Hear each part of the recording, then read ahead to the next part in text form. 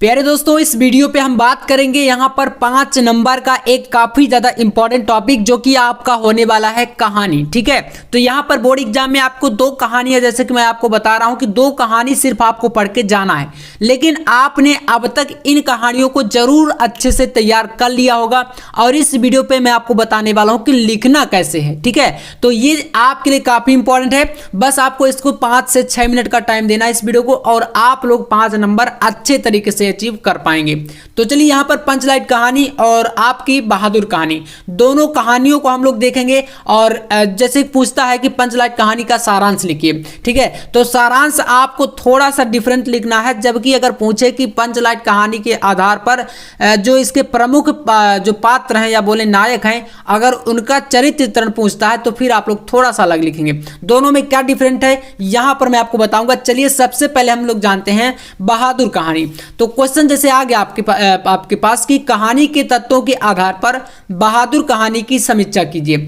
समीक्षा कीजिए का मतलब यह है कि आपको इसके कहानी के अंतर्गत जितने भी पार्ट आपको समझ में आ रहे हैं, कहानी में क्या क्या चीजें विशेष तौर पर मतलब कहें तो विशेष महत्व रखती हैं, वो चीजें आप लोग पहले इसमें बताएंगे। यही चीज आप लोग समझ नहीं पाते और इसी में आप मिस्टेक करते हैं। तो 5 नंबर अगर आपको 5 में 5 चाहिए तो इस वीडियो को वॉच करिए पूरा। चलिए आप जानते हैं यहाँ पर सबसे पहले जो आपकी बहादुर कहानी है ये किसके द्वारा लिखी गई है, ये सबसे इंपॉर्टेंट है। तो अगर बात करें तो बहादुर कहानी आपकी यहाँ पर अमरकांत जी द्वारा लिखित है। ठीक है ना, तो ये याद रख लीजिएगा, जब भी कहानी लिखना स्टार्ट करिएगा तो आप यही लिखेंगे कि अमरकांत जी द्वारा रचित बहादुर कहानी एक मध्यम वर्गीय परिवार के जीवन की समस्या को लेकर चली है। ठीक है ना, अब देखिए इसमें क्या होता है, अगर मैं एक शॉर्ट में बताऊं आपको तो बहादुर एक छोटा सा बालक था, 12 से 13 वर्ष का एक बालक था जो कि अपनी माँ से नाराज होकर घर से शहर चला गया था और वो किसी मतलब दूसरों के घर में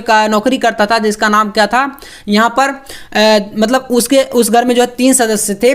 तो वो तीनों मतलब एक कहें तो किशोर था, ठीक है ना, और किशोर की एक माँ थी और उसके पति, तो उनके मतलब घर में क्या करता था, वो नौकरी करता था। तो आपको उस कहानी में देखिए वो तो सुनकर आपको तैयारी होगा, लेकिन लिखने का तरीका थोड़ा सा हम लोग पहले समझते हैं। तो लिखेंगे एक मध्यम वर्गीय परिवार के जीवन की समस्या को लेकर ये कहानी चली है। इसमें एक बेसहारा इसलिए बोल सकते हैं क्योंकि वो घर से चला आया था, ठीक है ना, राज होकर। पहाड़ी लड़के की मार्मिक कथा वर्णित है। कहानी के तत्वों के आधार पर कहानी की समीक्षा निम्न प्रकार है। अब समीक्षा में इसके कौन कौन से देखिए पॉइंट है वो समझिए आप लोग। यहां पर पहला पॉइंट आपका हो जाएगा शीर्षक। शीर्षक मतलब कि टाइटल, जैसे इंग्लिश में आप बोलते हैं ना टाइटल।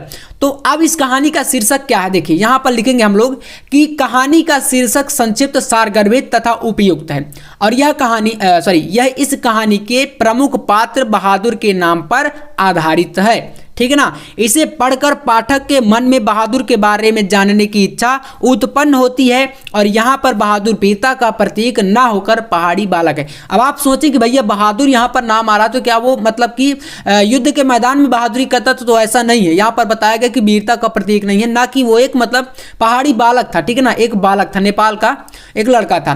तो घरेलू नौकर का पर्याय मात्र है और इस प्रकार यह एक उपयुक्त शीर्षक है। इसका टाइटल यही लिखना है। नेक्स्ट देखिए, अगला आपका समीक्षा में लिखना है पात्र तथा चरित्र चित्रण।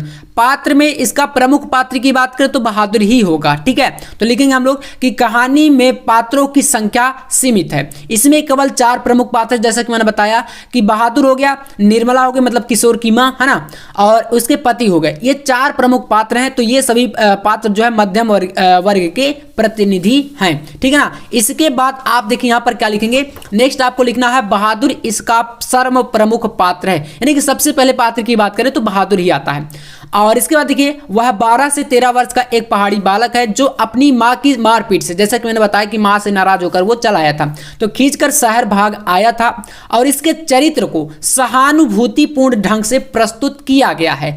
उसकी मानसिक दशा के परिवर्तन को बड़ी कुशलता से चित्रित किया गया है और वह निम्न दलित वर्ग का प्रतिनिधि है। ठीक है, इतना आपको देना है पात्र का परिचय। तो देखिए अपनी भाषा में लिखेंगे तो आप बता देंगे कि इस कहानी में प्रमुख 4 पात्र हैं, जिसमें से बहादुर सबसे सर्वप्रमुख पात्र है। ऐसा करके मतलब एक बार याद कर लीजिए और फिर आपको लिख के आना। ऐसा नहीं कि जो चीज़ें यहाँ पर जो भी लिखी हैं वैसे का वैसे उतारना, ऐसा बिल्कुल नहीं है, दिमाग लगाना है। क्योंकि अगर दिमाग लगाएंगे, बस एक चीज़ याद रखिएगा, जो हेडिंग बता रहा हूँ हेडिंग जरूर याद कर लीजिएगा, ठीक है। चलिए अगली हेडिंग देखिए। अगला आपका यहाँ पर है संवाद योजना। संवाद योजना में देखिए क्या लिखना है, आलोच्य कहानी के कथोपकथन संक्षिप्त, रोचक तथा गतिशील है। संवाद कथानक को आगे बढ़ाते हैं, पात्रों के चरित्र पर प्रकाश डालते हैं। निर्मला के पति का बहादुर के प्रति उपेक्षा भाव, निर्मला और उसके रिश्तेदारों की कठोर हृदयता, किशोर का मानवता के विरुद्ध व्यवहार। मतलब किशोर ने एक बार बहादुर को क्या कह दिया था, सुबर का बच्चा। तो मतलब उनके घर में वो काम करता था और उसे वो बुरा भला कहते थे। तो यहाँ पर उनको क्या मतलब कह सकते हैं कि मानवता के विरुद्ध वो व्यवहार उसके साथ करते थे, मतलब बहादुर के साथ। उसके बाद लिखेंगे सभी कुछ उनकी जो है बातचीत से प्रकट हो जाता है। ये संवाद योजना हो गई। और फिर लास्ट में आपको एक चीज याद रखना है, भाषा शैली। इसकी भाषा शैली क्या है इस कहानी की, तो लिखेंगे कि कहानी में सामान्य लोगों की चलती हुई व्यवहारिक भाषा का प्रयोग किया गया है। कहानी की भाषा वक्रता तथा घुमाव फिराव से सर्वथा दूर एवं सरल है। तो कह सकते हैं ये पूरी कहानी की आपकी इसकी जो है भाषा शैली या लैंग्वेज हो जाएगी। और ऐसे करके अगर आप लिखते हैं तो पूरा 5 नंबर मिलेगा, इतना ही आपको लिखना है, ठीक है। और अगर पूछता है कि सारांश लिखिए, तो सारांश में फिर आपको मैंने बताया है यहाँ पर कि आपको सारांश में बताना है इसकी पूरी स्टोरी की, बहादुर कौन था, कहां से आया था, क्या करता था, किसके घर में नौकरी करता था, पूरा स्टोरी बता देंगे, वो आपका हो जाएगा सारांश, ठीक है। इतना कर देंगे।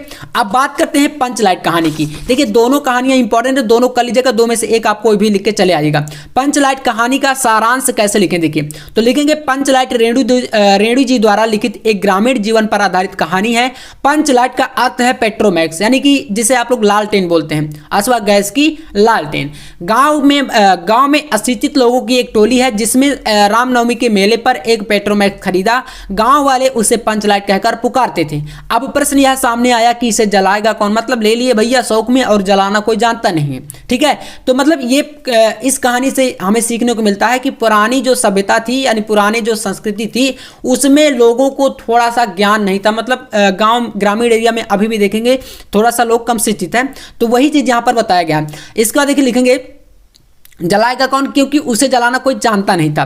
केवल गोधन जो कि उनके समाज में एक बालक था या कहीं एक युवक था, और वो पंचलाइट जलाना जानता था। शॉर्ट में बता रहा हूँ, ठीक है, शॉर्ट में लिखना है आपको। गुलरी काकी की बेटी मुनरी को पता था कि गोधन पंचलाइट जलाना जानता है, तो उसे बुलाया गया और गोधन ने पंचलाइट जला दी। देखिए यहाँ पर और भी काफ़ी सारी स्टोरी है, लेकिन क्या करना है 80 शब्दों में लिखना है, इसलिए हम लोग इसको 60 में लिखेंगे, ठीक है ना। तो यही तरीका अप्लाई करना है। इसके बाद यहाँ पर और फिर गोधन पंचलाइट जला देता है और उसकी सारी गलतियां जो है माफ कर दी जाती हैं, क्योंकि उसको समाज से बहिष्कृत कर दिया गया था, निकाल दिया गया था। तो उसे समाज में पुनः से रख लिया गया और पूरी महतो टोली के लोग, उस टोली का नाम था महतो टोली, तो महतो टोली के लोग क्या करते हैं, प्रसन्न हो जाते हैं और कीर्तन भजन फिर से शुरू हो जाता है।